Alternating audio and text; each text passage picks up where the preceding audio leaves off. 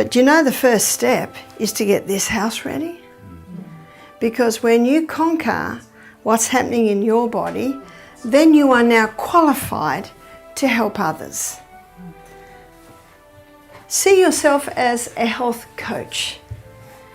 I do not believe that you need to go to university and become a doctor. I do not believe that even some of the courses that are available are that necessary, because many of them have components in there that are not in line with God's Word.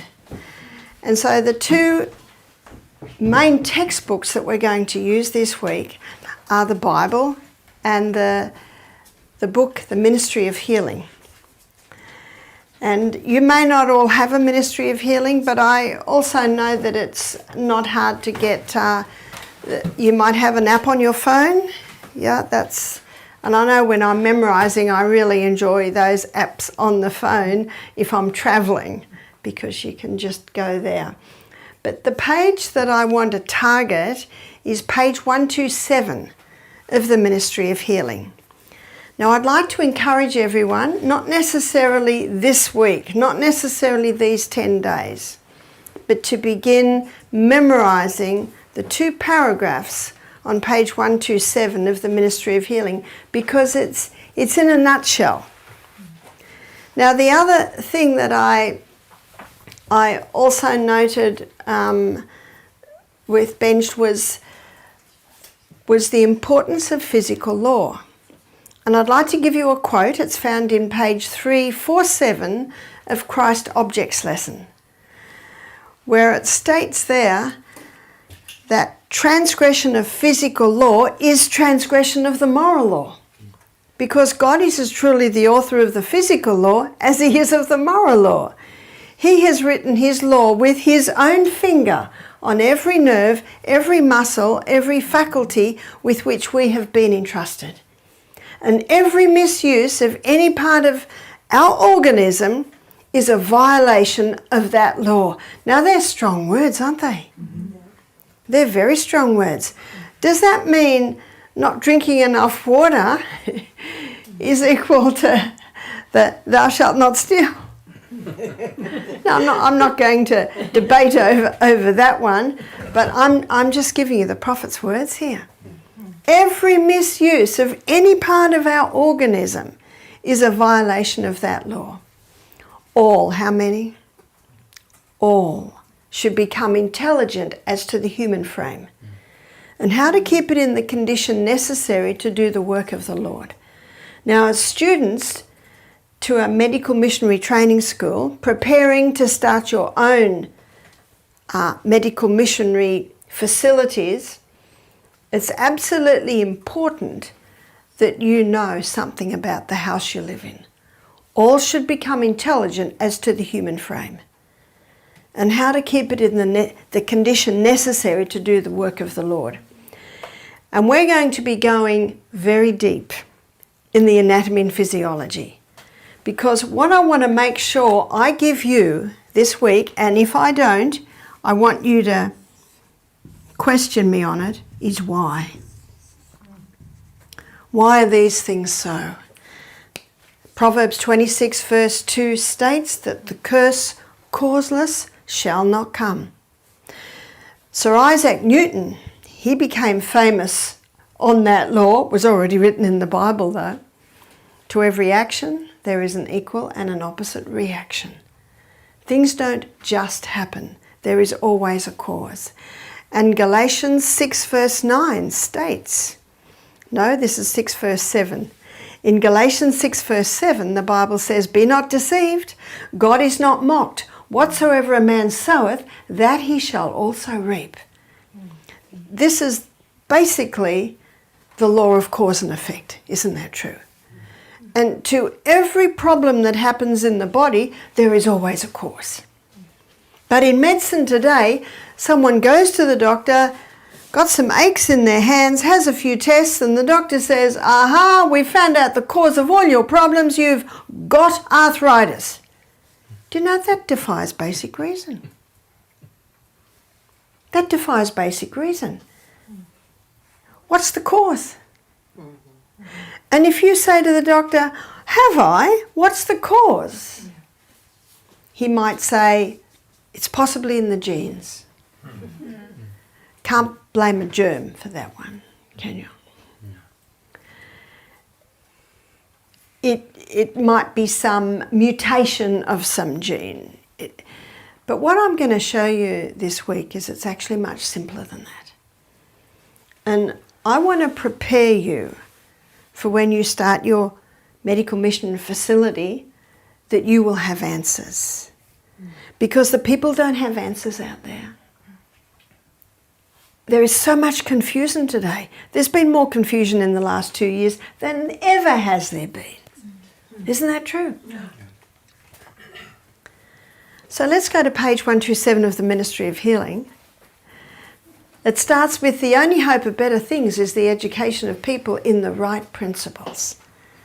The things I'm going to teach you here this week, you might not share that depth, and I don't usually share this depth with our health guests. But you need to know this depth to be able to skim on the surface. You see that? When you're going to skim on the surface, you need to know what's underneath, don't you? So that's where we're going to go quite a lot this week, is underneath. We're going to go underneath and we're going to have a look at why these things are so. Let the physicians teach the people that restorative power lies not in drugs, but in nature. And this next sentence you may know, but I'd like to challenge whether you really believe it. Disease is an effort of nature to free the system from conditions that arise because of a violation of the laws of health. Arthritis is an effort of nature to free the system from conditions that arise because of a violation of the laws of health. COVID is an effort of nature to free the system from conditions that arise because of a violation of the laws of health. Could it be that simple? It sounds simple, but as you'll see, it's a lot deeper than that. At our health retreat, we had a chemist working for us for a while. He used to tell people that he used to hurt people, now he helps them. And if anyone got sick, he'd say, "What law of health have you broken?" Because isn't disease an effort of nature to free the system from conditions that arise because of a violation of the laws of health? So I took him aside and I said, "Andrew, please don't."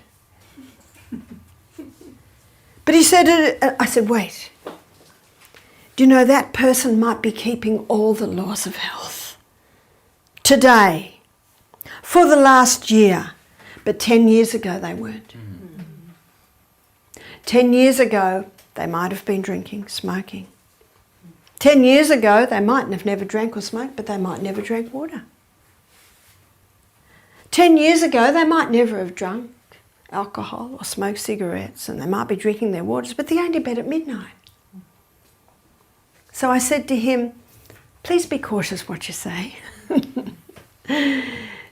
What's God's number one character trait? Mercy.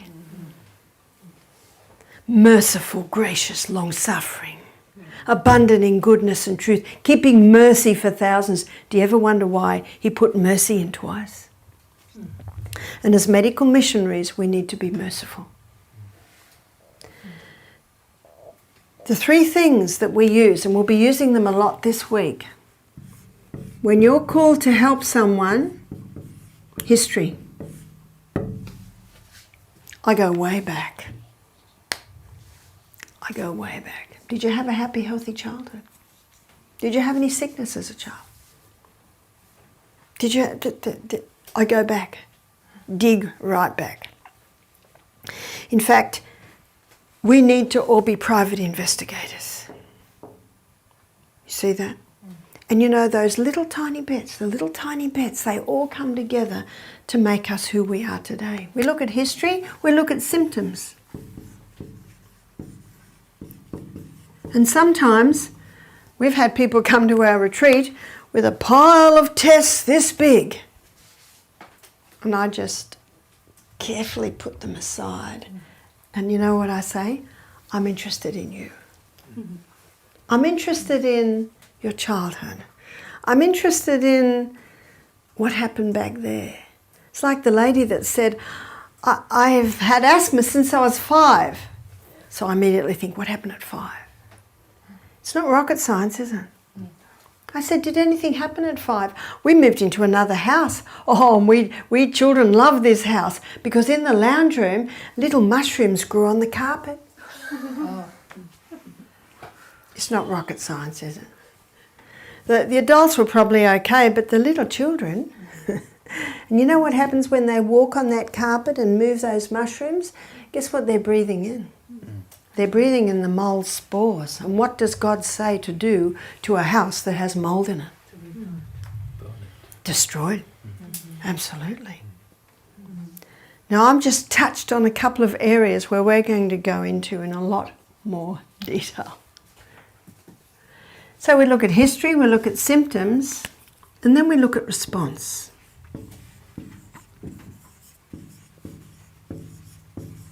How simple is that? We look at the history. That gives us a bit of an idea. Yes, yeah.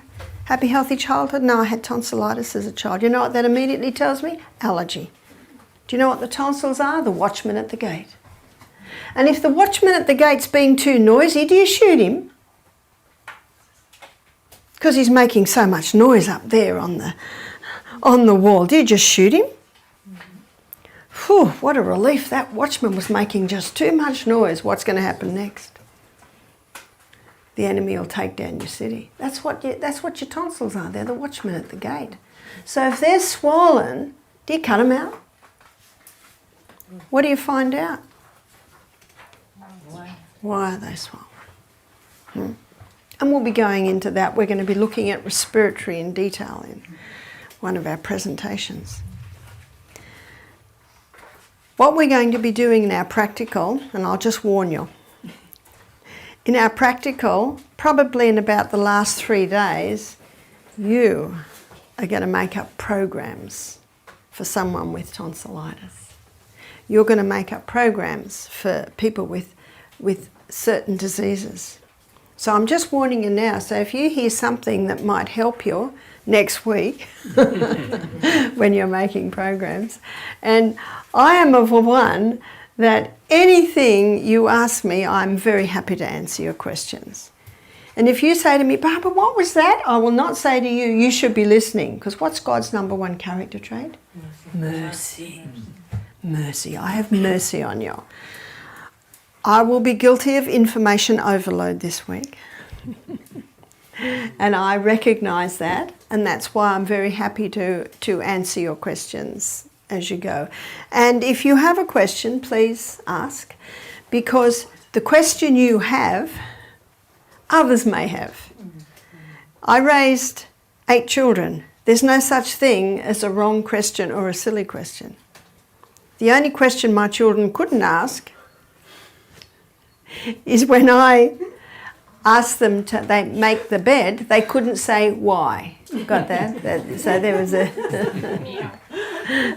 there were, you know, anyway, that is common sense. And you know, there's been a death and no one attended the funeral because no one knew he'd died. Do you know what it was? It was the death of common sense. Am I right? Yeah. Yeah.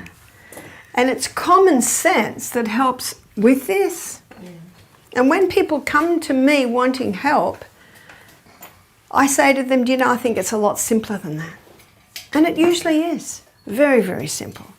Now, we know he wrote the 10 Commandments with his finger, didn't he? Yeah.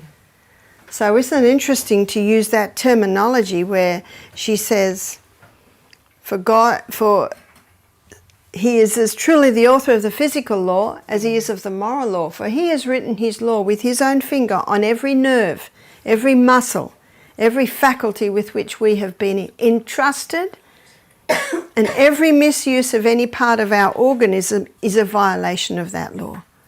All should become intelligent as the human frame, and how to keep it in the condition necessary to do the work of the Lord. Doesn't God's work suffer because the saints are sick? The saints are sick. They're the ones that have been entrusted with this gift, and they're sick. And the poor pastors, they're just busy fixing the saints. What about out there? The relationship that exists between the physical organism and the spiritual life is one of the most important branches of education. All should become intelligent as to the human frame and how to keep it in the condition necessary to do the work of the Lord. Then the next sentence is the relationship that exists between the human organism and the spiritual life is one of the most important branches of education. So this takes us a step higher. It's not just looking after this physical organism to keep the physical organism working well, but it's affecting the mind.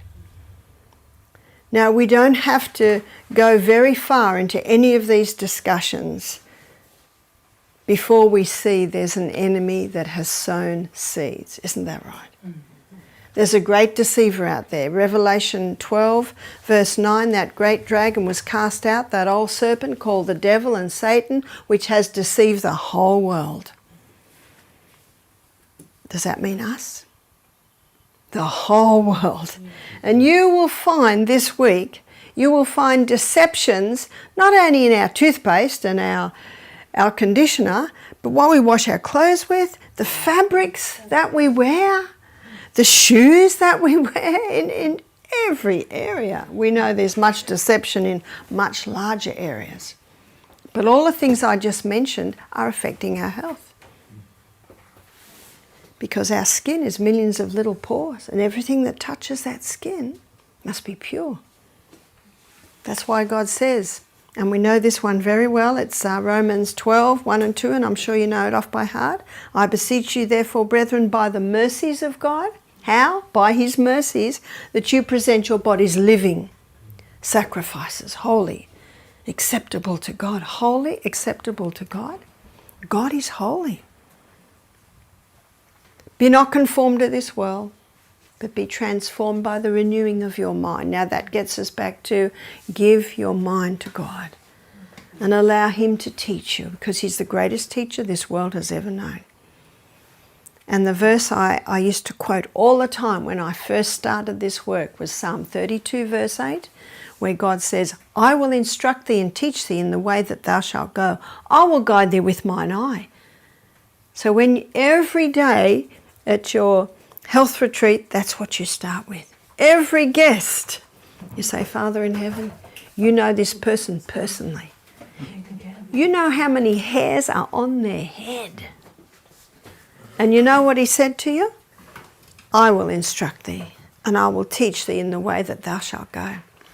I had a lady on the phone one day, and she had a health problem, and we went through everything, went through the laws of health. I could not fault it. And then God impressed me, teeth. Ask her about her teeth. And I said, have you had any trouble with your teeth? Oh, she said, I've got a tooth that's paining me. It's bad, and I can taste the bad coming out of the teeth. Can you see the areas sometimes we need to go? That's why we need the great God of heaven. I said, you've got to go and have that tooth out immediately. I was with my husband and his father when he was still alive, and he took us out for dinner one night at his favourite place, and it was in Maitland, this little town in Australia. And in the foyer of this facility, there were all these photographs of this boxer. I think his name was Darcy or something, and it was about the 40s. And he was famous. He'd won world titles. And of course, he was the golden boy from that town, because he was from that town. And I only saw photos of him young, so I'm intrigued. I'm reading. He died at 34. Overseas, why did he die? A tooth. A bad tooth. Hey, a bad tooth. So if you go to a doctor and you've got pains in your hands, he says it's arthritis, and you'll say, oh, I've got a tooth, look, go to your dentist. Is that right? But as medical missionaries, do you know what we do? We do the whole lot. Isn't that right? We do the whole picture. So something I always ask is, do you have any pain? And you see that would cover the teeth. We also look at teeth because mercury fillings, they're neurotoxins. Oh, that great deceiver. At it again. Mercury fillings, mercury's a neurotoxin. Root canal fillings. Did you know that root canals are a dead tooth? What does your body try and do to dead things? Evict them. And so often a bad tooth, it's behind, or an abscess, it's usually behind a root canal. So if someone says, oh, I've got an abscess, then I say to them, oh, I'll tell you one recently I just got yesterday. Barbara, I keep getting this pimple on my gum, you know, inside, and I put charcoal poultice, I put this poultice. What poultice should I use? What are we going to do? Why? Why is a pimple coming? There's a reason. So then you go a little bit further. She said, oh, I went to the dentist and he says I should have a root canal filling. Why would the dentist advise a root canal filling? Because the nerve has deteriorated. Why would the nerve deteriorate? Because there's decay in the tooth. Can you see you've got to go back? Got to go way back. You've got to dig, dig, dig. So I wrote back to her and I said, I would like to suggest that there's decay in the tooth, and that's why the nerve deteriorated, which is why the dentist wants to do a root canal, which is why a pimple's coming on the gum inside. Can you see that? And you'll only find that out by digging deeper and deeper and deeper.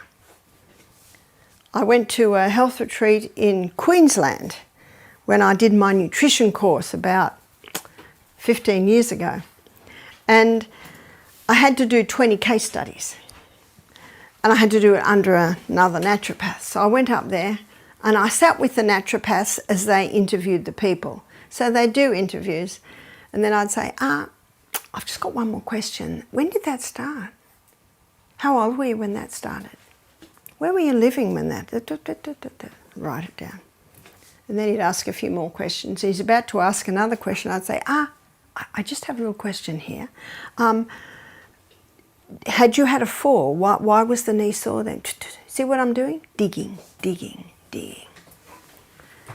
Now, a few months later, we had a lady book into our health retreat. And Michael said, what's your reason for booking in? She said, well, I was at the other retreat and I was really impressed with the questions Barbara answered. You see that? With the questions, because you're digging. You want to find out why. Because the curse causeless shall not come. So if this lady didn't have a bad tooth and she had a pimple under there on the gum, if she didn't have a bad tooth, what would I do then? Did you ever bang it? Did you ever hit it?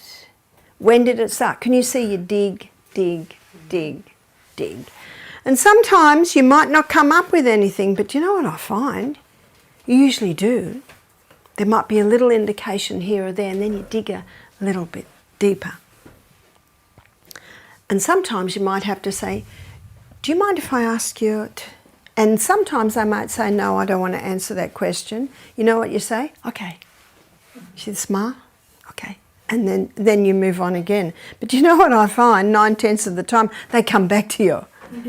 They come back to you on that. So the two theories in medicine today as to why people get sick, and one of them has turned the world upside down in these last, 2.5 years, and that is the germ theory. Germs cause disease. Where did that theory come from? It came from Louis Pasteur.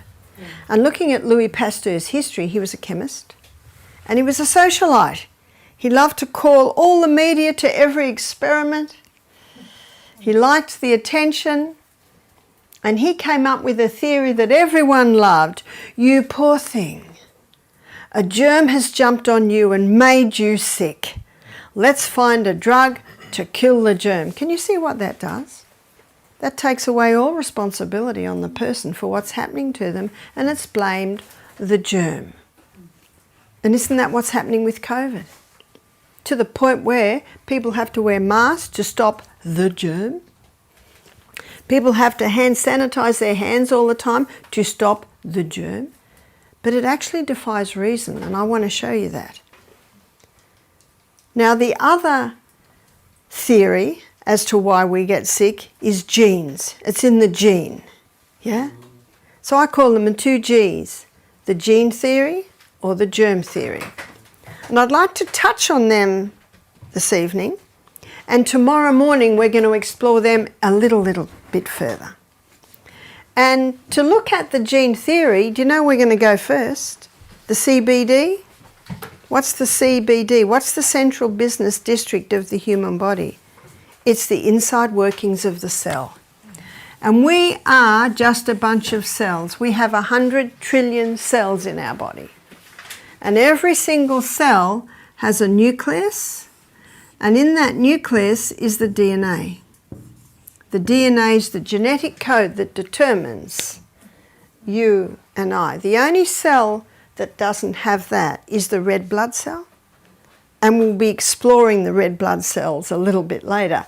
But the red blood cell, what does the Bible call it? Leviticus 17:11. This is a very important verse as medical missionaries. The life of the flesh is in the blood. Leviticus 17:11. And I love the patterns in the Bible. And you know what Proverbs 17:22 is. And of course 22 is double 11. A merry heart doeth good like a medicine, but a broken spirit dries up the bones. As you memorise, you'll see these little links, which is very nice. So why, here we are again, why? Why is the blood the life? It carries oxygen, it carries nutrients, it carries water, it carries away waste. We'll be going to that more detail later in the week. And it contains red blood cells. Where does it carry the water, the oxygen and the nutrients to? The CBD. The CBD, the inside workings of the cell. The DNA stretched out looks like this, and I'm sure we've all seen illustrations of this, yeah? You've got 23 chromosomes from your mother, 23 chromosomes from your father. I gave birth to 6 children. I've got 3 boys, 3 girls. My 3 boys will never be 6 foot because look at the height of their mother. I'm only 5'2". They're taller than 5'2". I think they're 5'8", 5'9". And my girls are all taller than me because they got more of the genes from the father, who was nearly 6 foot. He had dark brown curly hair and dark brown eyes. I've got 5 blue-eyed children and 1 brown-eyed child and 1 dark brown hair child. Others are mid. I was blonde when I was younger. And he had curly hair, I have straight hair. I have 3 curly-headed children and 3 straight-haired children. Now we do it with each other. We do it with our nieces, our nephews, our children, our grandchildren. She's got her mother's nose, she's got her father's legs. 23 chromosomes from our father, 23 chromosomes from our mother. Did you know that the Bible talks about the DNA? In Psalm 139? In Psalm 139 verse 14, the Bible says, I will praise you, for I am fearfully and wonderfully made. Marvellous are thy works, and that my soul knoweth right well. My substance was not hid from thee when I was made in secret, curiously wrought in the lowest parts of the earth. Where were we curiously wrought? It's in our mother's womb, yeah? My substance, my being, was not hid from thee when I was made in secret, curiously wrought in the lowest parts of the earth. I gave birth to 6 children, but I didn't know what was going on in there. I didn't know what was going on there. I didn't have scans or anything like that. I'm cautious of all that. And I didn't know till my babies were born what sex they were going to be, anything about them. But my substance wasn't hid from thee when I was curiously wrought in the lowest parts of the earth. Thine eye did see my substance, yet being imperfect. In thy book were all my members written, which in continuance were fashioned when as yet there were none of them. In thy book were all my members written. The DNA. Do you know God doesn't have to have a big book? All he has to have in his book is our DNA. Written in there. It's already determined, the colour of my eyes, the colour of my hair, the colour of my skin. It's already determined in his book. In his book were all my members written, whether I have short legs or long legs, which in continuance were fashioned, when as yet there were yet none of them. It's the best medical book we have, is the Bible. According to the information in this DNA is how we're made. And we have new eye cells every 1 to 2 days. We have new cells that line the gastrointestinal tract every 3 to 5 days. We have a new skin every month. We have a new liver every 6 weeks. We have new bones every 3 months. We're continually being remade according to the pattern, according to the formula. And that DNA is made up of the food we eat. The outside strands is made up of polysaccharides. Polysaccharides simply means many sugars. And everything we eat is made up of many sugars. Outside strand. Crossword bands is made up of amino acids.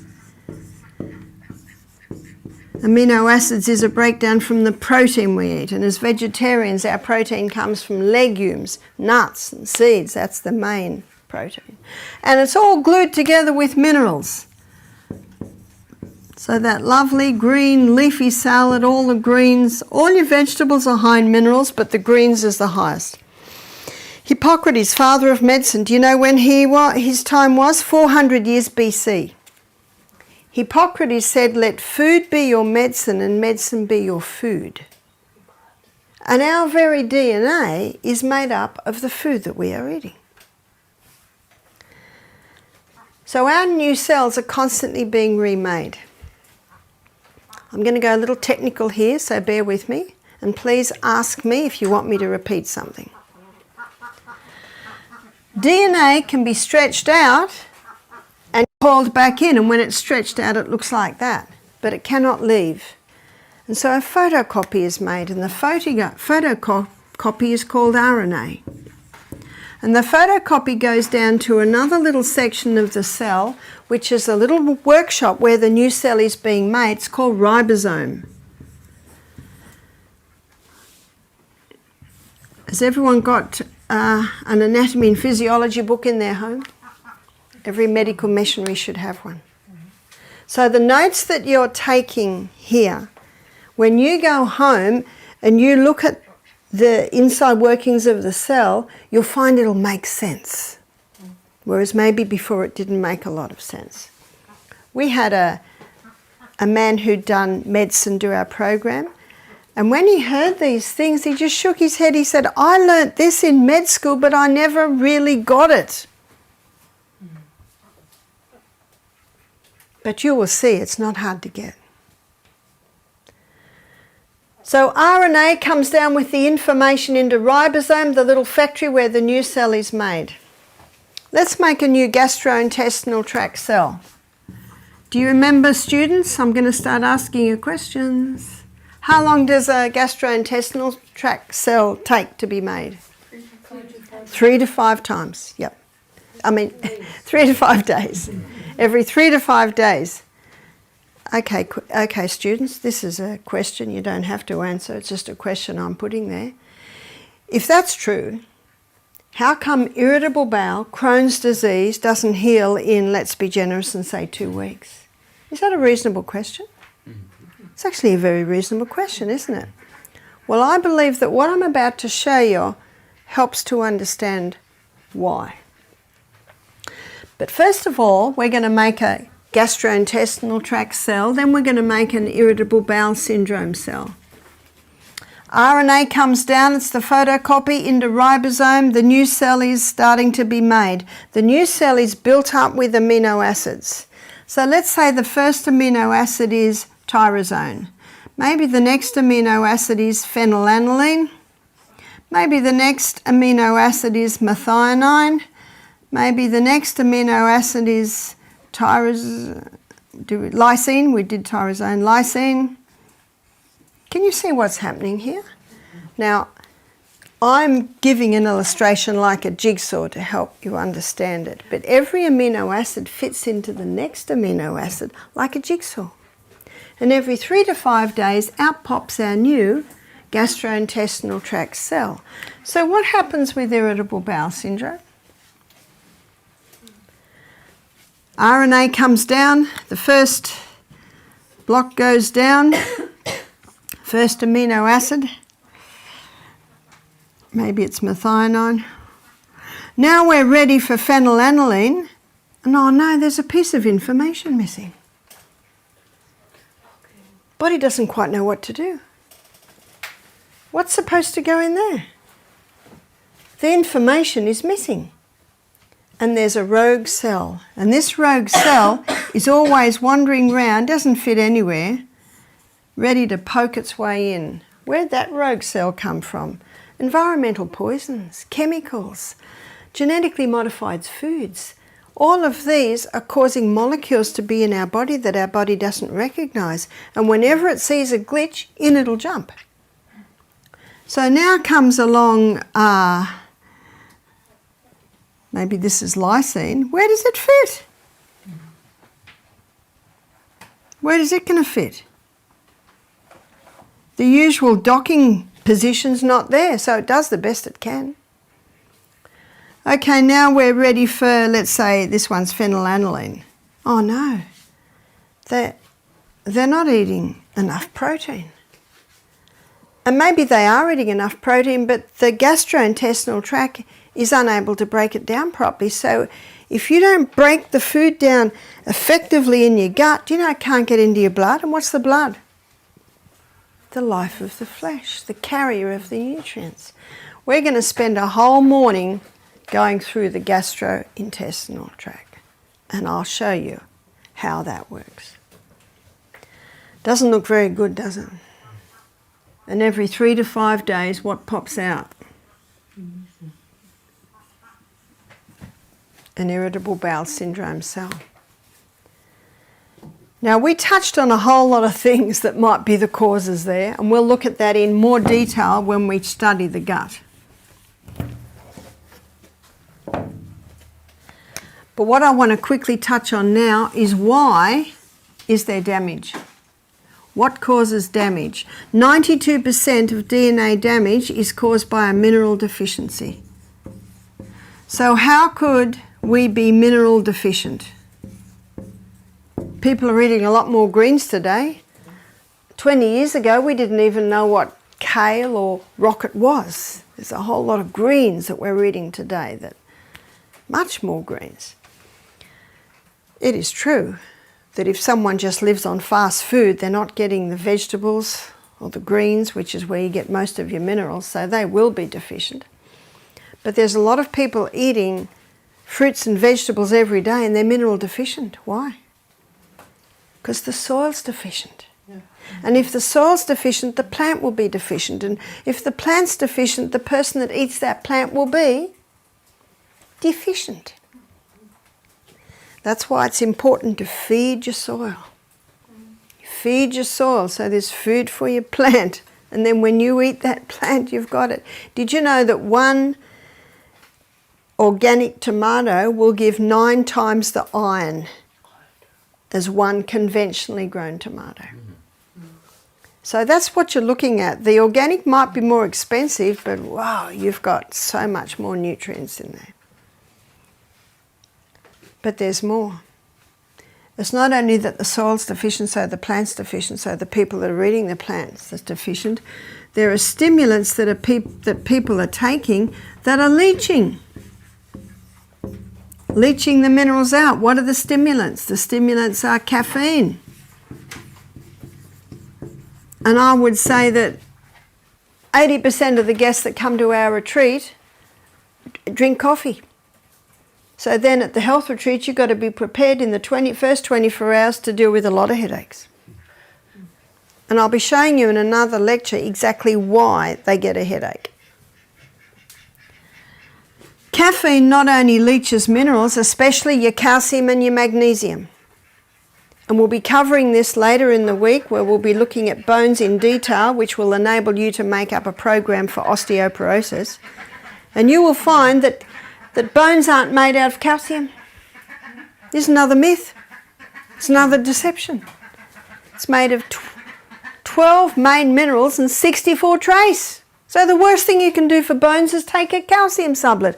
Can you see this information is vital for you to know, to be able to give your guess. And when you mention just that quick thing I just did, you've got their ear. Because they're sick of spending a fortune on calcium supplements, and the last test showed they've still got osteoporosis. What have you got to find out when anyone's sick? The history, the symptoms, the response. If there's no response, it's not working. What's the definition of insanity?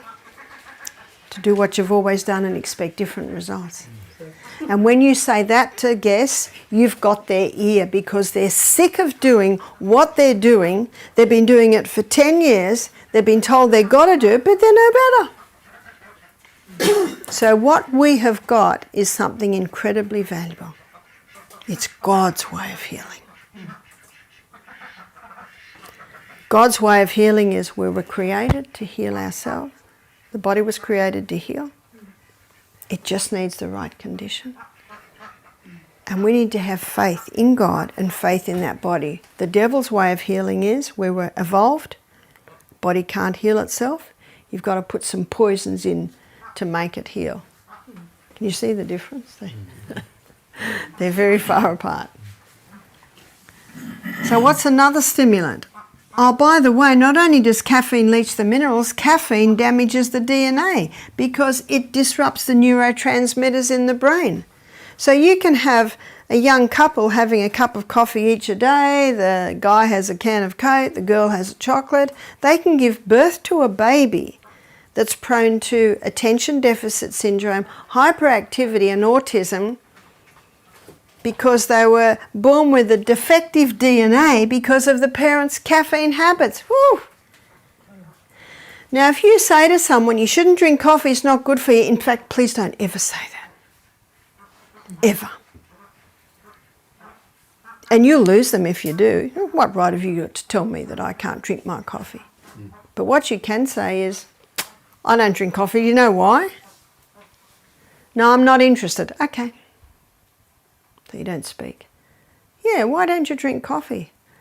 Well, it disrupts the neurotransmitters in the brain, and if you keep doing it, that can actually damage your DNA towards your neurotransmitters. You can give birth to a baby that's prone to attention deficit syndrome, hyperactivity. Do you think they'll be interested then?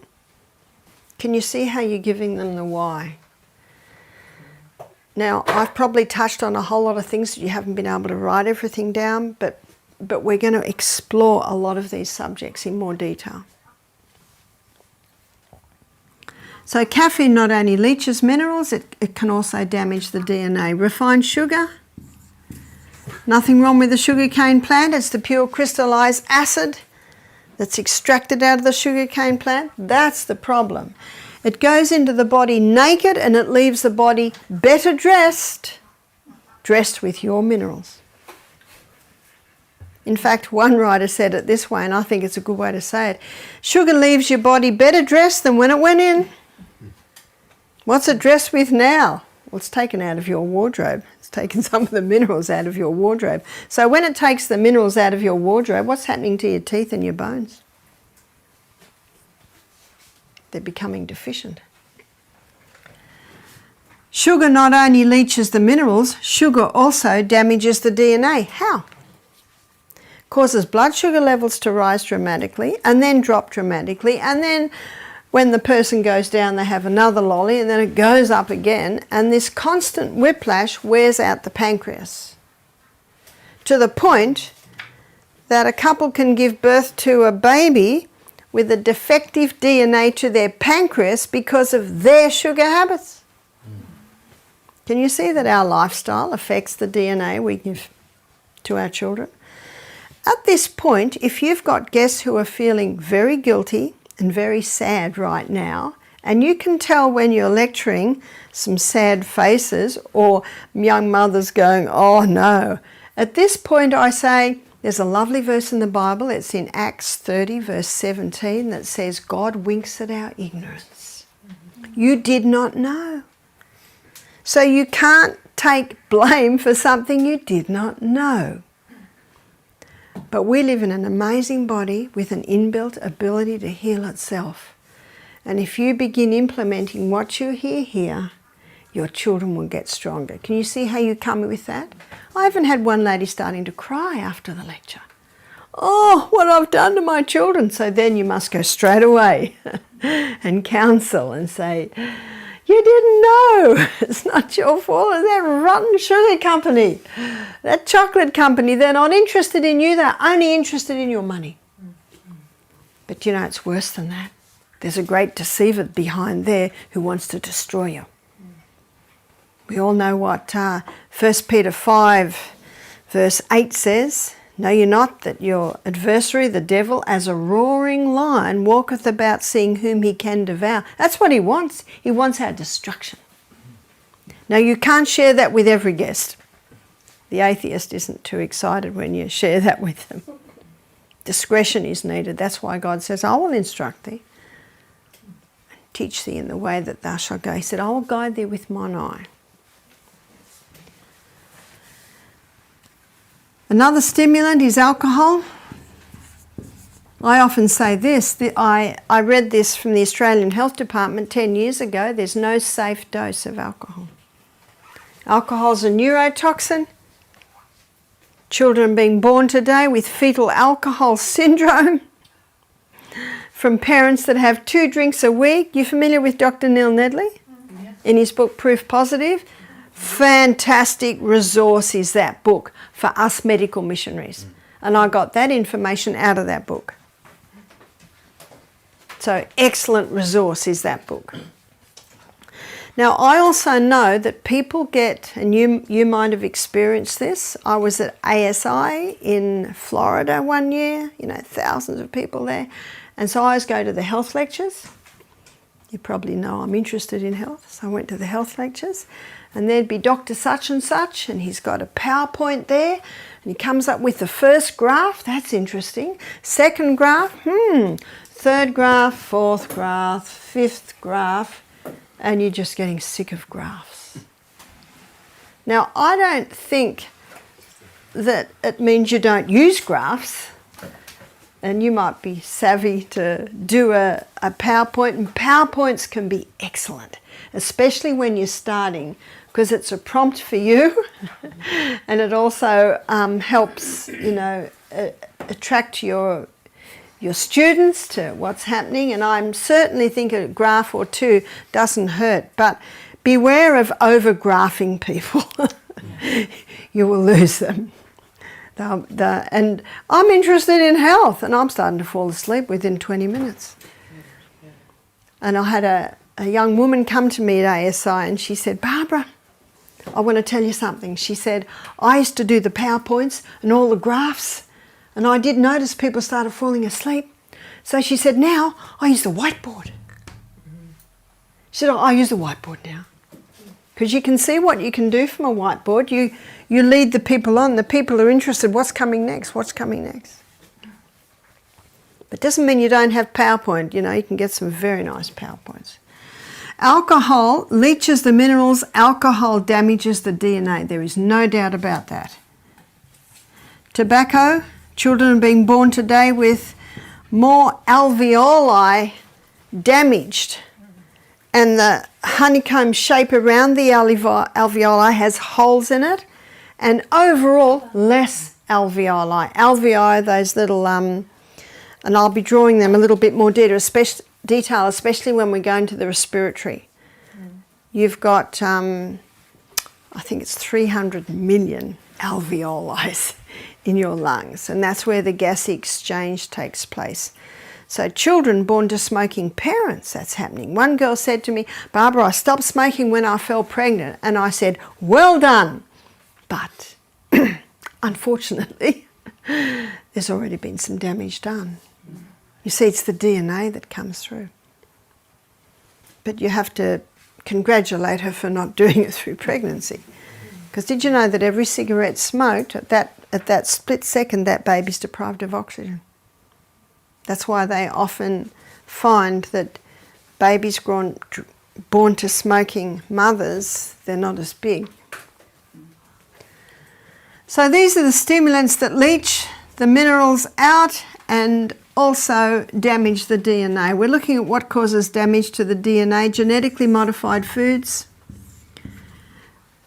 Unfortunately, I know in Australia and America, Monsanto is so big, he wins every court case where we're trying to get GMA put on the package. Have you noticed it's not there? Because they win every court case. So how do you know if something's genetically modified? Organic.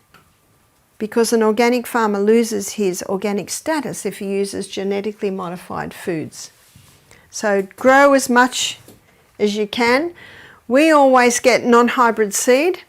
I'm the gardener at Misty Mountain Health Retreat, and before I left I was busily getting that garden ready for going away, and the winter's coming so the weeds don't grow as much. We don't get snow but we get frost. And I don't know if you're familiar with Maizuma.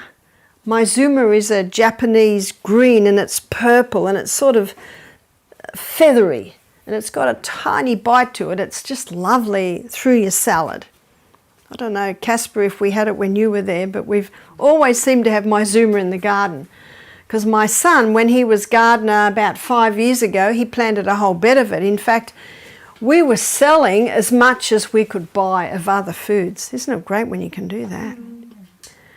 Well, the Maizuma must have gone to seed last year because we dug over about 4 big beds and must have been 3 or 4 days later, it's just a carpet of Maizuma. Yes, I had to hoe it back in the ground because we do want to eat more than Maizuma. So you can Google Maizuma, have a look at it. I think you can get purple Maizuma and it's just like a green, but it's got a little bit of a pepper in it. Yeah. How do you spell it? Maizuma, I think it's Maizuma, I think it's just that. Yeah. Maizuma. Is it a grass or a... It's a green. It's a green leafy vegetable. All right. But it's not very green, it's purple. But those dark greens and those purples, they're great sources of iron. So have organic as much as possible. Genetically modified foods is when the DNA of 2 species is spliced together to produce something that they want. Do you know what that means? It can splice into your DNA. And mutation of DNA basically is a contributing factor to cancer. Chemicals. We're going to go into areas with chemicals that you never ever probably thought about. Be careful of the clothes that touch your skin. Let me give you the name of 3 chemical fabrics. Polyester, acrylic and nylon. They're chemical fabrics. But I've got some good news. I've borrowed this little top because the airlines have lost my bags. And I was so excited to read the label. It's cotton and modal. Modal is the cellulose spun from the birch tree. Rayon is from wood pulp and so is viscose. So be very careful on what's touching your skin. Yes? So any of these fabrics lose, like polyester, does it lose its toxicity after being washed? Does polyester or acrylic or nylon lose its toxicity? No. After many years? No. It's still polyester. And you know what they're finding today? It does not break down in the soil. So they've got a huge problem today of these fabrics not breaking down in the soil. When I go into a shop, the first thing I do is I read the label. I read the label. Especially ladies, underwear can often be made out of these acrylic. Remember, there's a great deceiver out there who wants to destroy you and wants to poison you. Especially when you're exercising and your pores open and those fabrics get hot, and then you really start absorbing the chemicals. So be careful what you wash your clothes in, your body, what you clean your teeth, what you put on your skin. In 1 Corinthians 3, 16 and 17, I'm sure we all know it. Know you not that ye are the temple of God, and the Spirit of God dwelleth in you? If any man defile the temple of God, him shall God destroy. For the temple of God is holy, which temple ye are. If any man defile. Now, if you've been wearing these fabrics, remember Acts 30 verse 17, that God winks at our ignorance. You did not know. Remember that great deceiver that's deceived the whole world? But the biggest chemical company in the world is the pharmaceutical company. Did you know that if a drug doesn't have a side effect, it's not a drug? I think that was Illa Lilly that said that, who is one of the heads of the pharmaceutical companies. If it doesn't have a side effect, it's not a drug. Did you know that the pharmaceutical company are making billions out of the COVID vaccine? Mm-hmm. We had a guest come to our retreat in Manchester last week, and she was on antidepressants. She's been on them for 20 years, so that's something she can't just stop. Now, she was stopping her 3 bottles of wine a day that she'd been drinking for 4 years, and before that she'd been drinking a bottle of half of brandy a day. Isn't it incredible what the human body copes with? She's a very large lady, and the first day she could hardly walk 4 steps without heaving.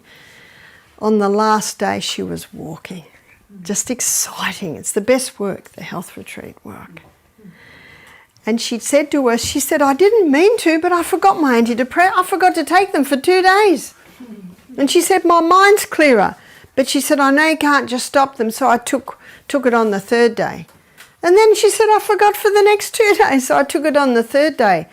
So, you know what, we're also looking for? Response. Now, her body's coping with that, so you know what I said to her? Keep it up. And maybe in 2 weeks, just take it every 4th day. And maybe after another 2 weeks, every 5th day. Can you see that? I always say to guests, I have no authority over your medication. Only you and your doctor do. But this is what I would do. But it's your choice, and whatever you choose to do, I will respect that. That's very, very important. So you're also looking at response. She was just going from better to better. But it's quite possible if she stopped them completely, she might crash in a week. Because she's been on them for so long. But she was doing well. It's not hard, and I think it's important as medical missionaries, that if anyone comes to you on medication, you Google their medication and you write down the side effects. Anyone can do that. You write down the main side effects. And one lady in the retreat in Alabama last year, she's 45, she said, Barbara, I've got stage 4 kidney disease. I said, oh, are you on any medication? She said, I've been on this blood pressure medication for 6 years. And we Googled it, and guess what the side effect was? Kidney disease. So we printed it out and we showed her. She said, what? Do you know, you will gain much confidence by showing them that. And then you know what they say to you, what can I do? And then you can say, I'm so glad you asked.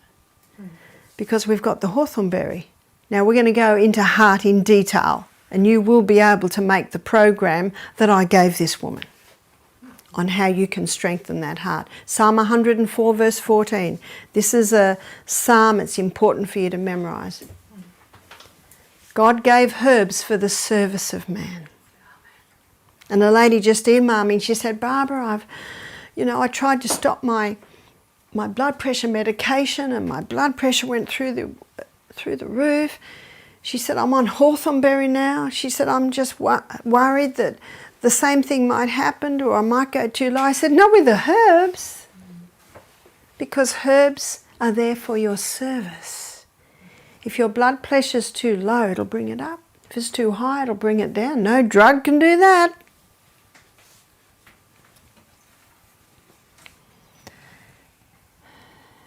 Monosodium glutamate is a toxic poison. What is it? Monosodium glutamate. It's like a flavour enhancer. In fact, this is one name they give it now, natural flavour enhancer. That almost sounds healthy, doesn't it? What are we looking at here? We're looking at things that damage the DNA, which explains why many people aren't healing today. How can you heal the DNA? Make sure you're getting lots of polysaccharides, lots of minerals, lots of amino acids. And we'll be looking at that in detail when we look at food. Mould.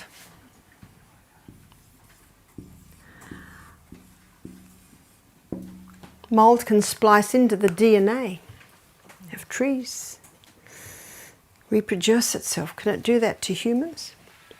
I'm just going to very lightly touch on a principle now, which I'm going to explore in great detail tomorrow morning, because I think you've done very well to be awake for so long.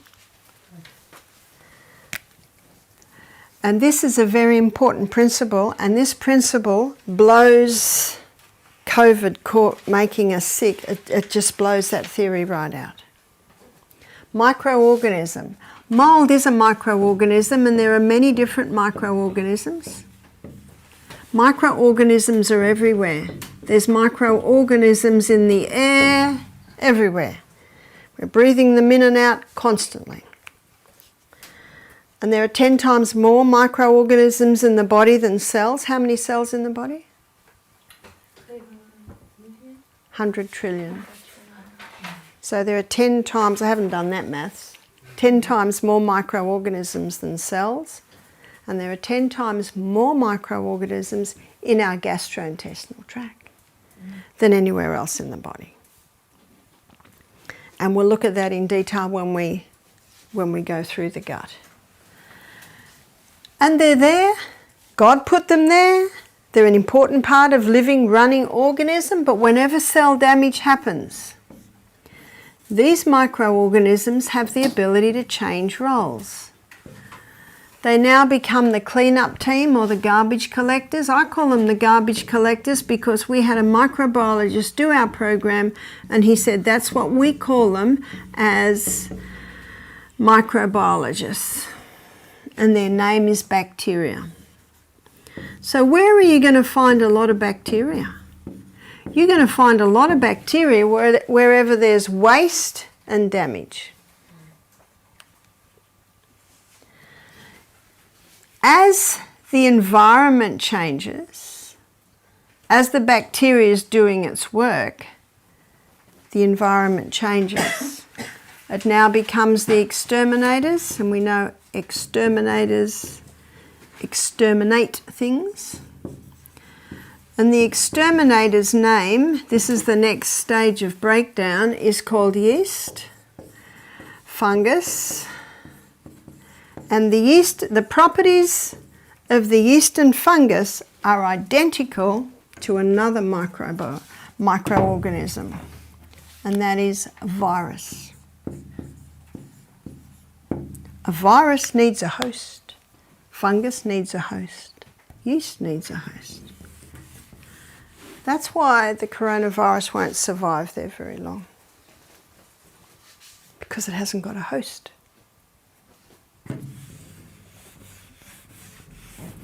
The coronavirus is 1 micron. The holes in the masks are 5 microns. See, that's a good bit of information to have for people. In other words, the masks are totally useless.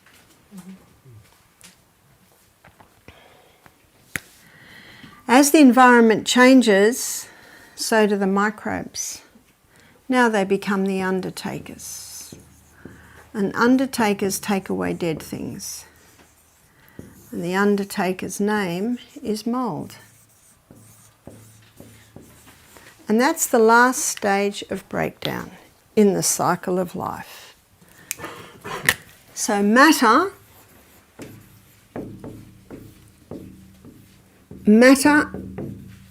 is brought back to dust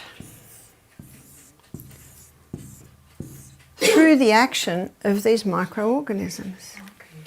Genesis 3:19 says we come from dust, we go back to dust, we're dust. And there's that lovely verse in Psalm 103, he knows our frame, he remembers that we are dust. Because that's what we're brought back to, dust. What brings us back to dust, students? The cycle of life.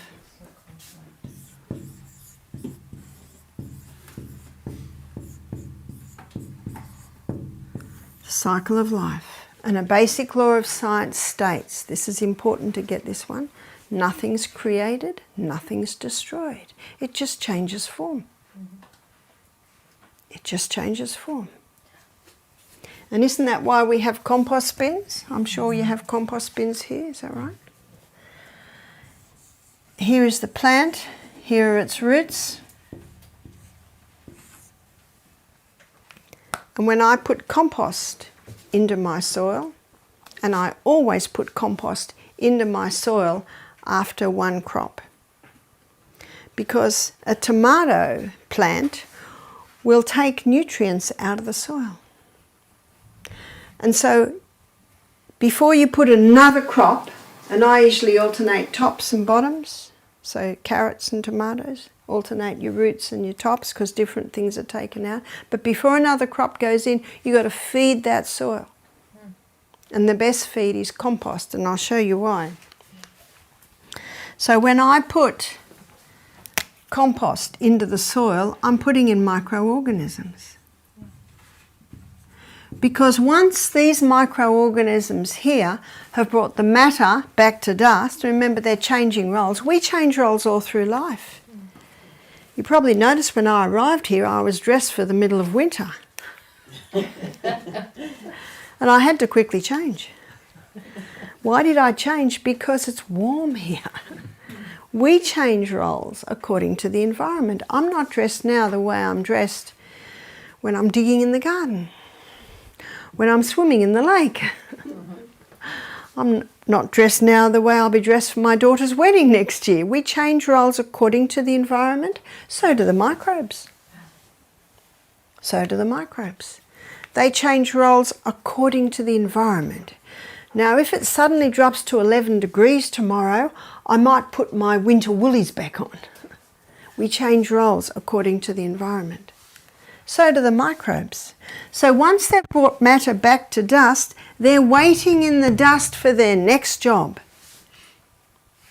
So with my compost bin, we're putting scraps from the kitchen, we're putting weeds from the garden, and I like to alternate the heavy scraps from the kitchen with the stalks from the old corn plants, with the stalks from the broccoli plants, and that aerates it a bit.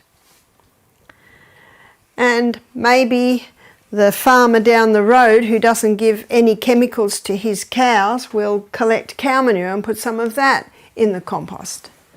And these microorganisms are going to bring everything back to dust. You look at the apple tree. See the flower?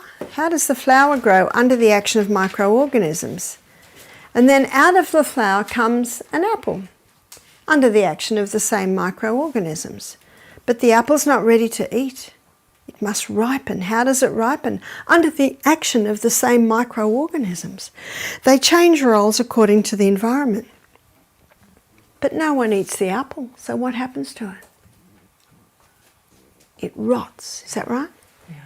It rots under the action of the same microorganisms. They just change roles according to the environment.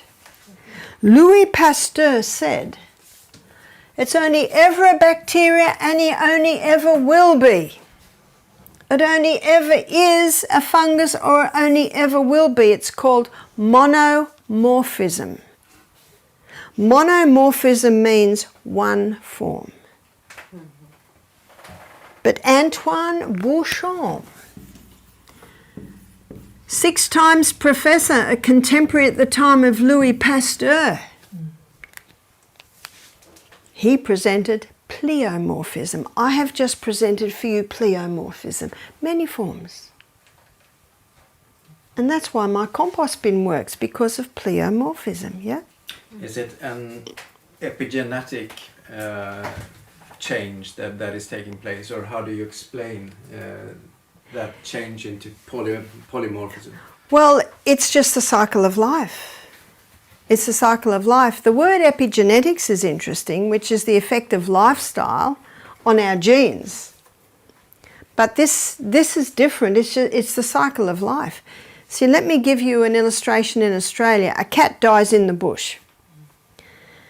And what happens is the kookaburra has a nibble, the dingo has a nibble, the dung beetles come up, take a bit, the blowfly lays its maggots, they do a bit of a clean up to bring cat back to dust. What Antoine Beauchamp did, he put a dead cat in an airtight container. No dingo, no kookaburra, no blowflies, no maggots, dung beetles. After 4 months he opened it and it was dust. What had brought that cat back to dust? It was the microorganisms that are an integral part of living, running cat. Upon death of the organism, that's the ultimate cell damage, they take off their suit of clothes, so to speak, put their rubber gloves and apron on and start the work. They're the garbage collectors. They're just opportunist organisms. They're just going to be active where there's something to clean up. As the environment changes, they change till eventually they have done what God designed them to do, which is bring matter back to dust. What does the preacher say at the funeral? Ashes to ashes, dust to dust. It's the cycle of life. With great excitement, Antoine Beauchamp took the dust from the dead cat and put it under a microscope. It was alive with microorganisms. Remember, nothing's created, nothing's destroyed. And that's why I put compost in my garden. Because the microorganisms that were part of developing the carrot, it's not all eaten, it gets put in the compost bin, then those same microorganisms bring it back to earth, and then I put that earth into my garden. Now they play another role. Now those microorganisms are responsible for the breakdown of the minerals in the soil. They are also responsible for the absorption of the minerals out of the soil and into the plant. They protect the plant against harmful pathogens.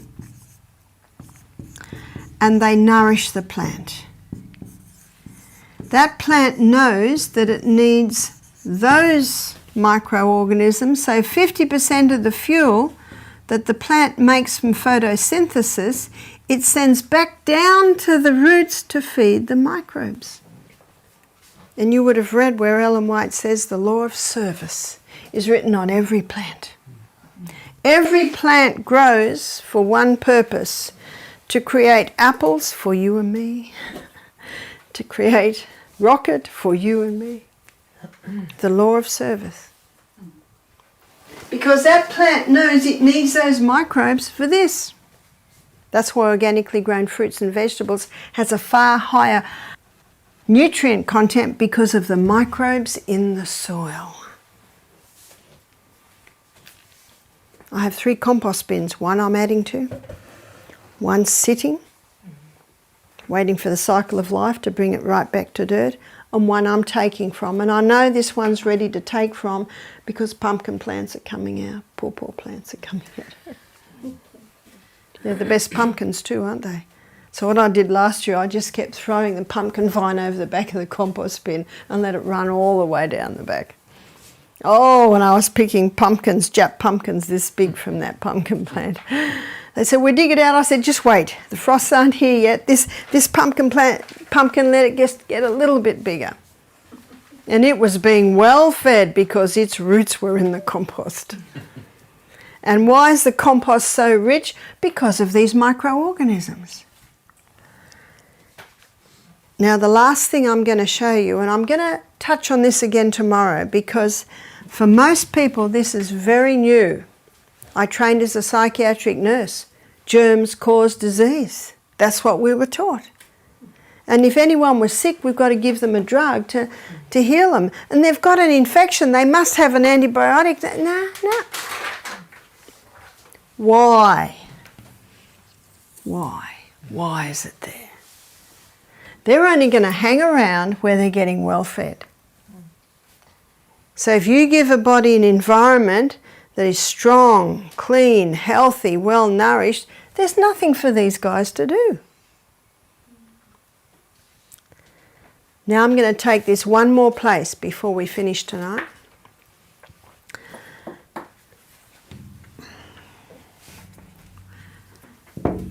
We have roots. Did you know that we have roots? Very similar to the roots of the plant. Lining our gastrointestinal tract are villi. And when we were born, we were literally flooded with our mother's microorganisms, because in utero our gut is sterile. So when we're born, our first breath, because remember babies are born down there where a lot of those microorganisms are coming out of, the baby's breathing and swallowing in microorganisms, and the first substance that comes out of a woman's breast is colostrum. The milk doesn't come in for 3 days.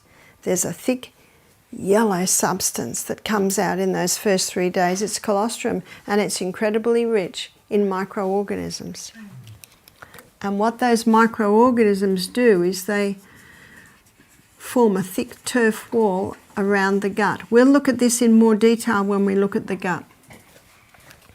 Those microorganisms do the same thing that they do in the soil. They are responsible for the final breakdown of our food, especially releasing B vitamins. They are responsible for the absorption of the food out of the gut and into the life of the flesh. What's that? Blood. The blood.